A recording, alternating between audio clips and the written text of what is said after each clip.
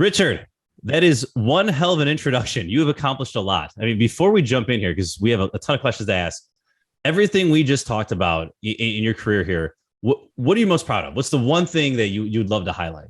There's so many things that I could talk about in the way of economic development and progress in the city that I'd like to talk about. But I think our crowning achievement here in the city of Aurora is a project called the former Copley Hospital. So let me just give you a little background on it. So this former hospital, Copley Hospital, moved out about 25 years ago, quarter of a century, and it moved to a new location, built a new hospital. And it was inside of a neighborhood, the old hospital, now referred to as Bloomhaven.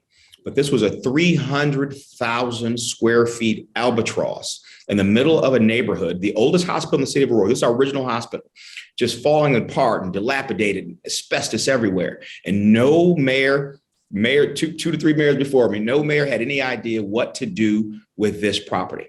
And we brought in some developers and investors that turned this property around. Now it's called Bloomhaven.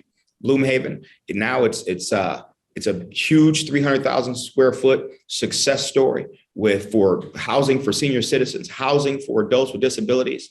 It's finally providing medical services in that area when this was a desert for medical services for over a quarter of a century, for 25 years.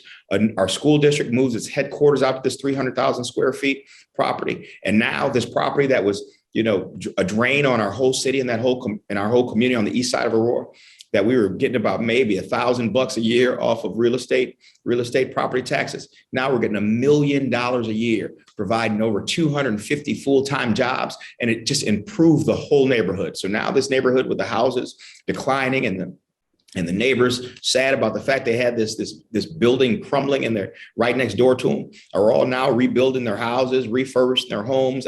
It created a radius of 2 mile effect of just progress. And we did this within 4 years, when this property sat there for a quarter of a century, falling apart with no one having any idea what to do with it.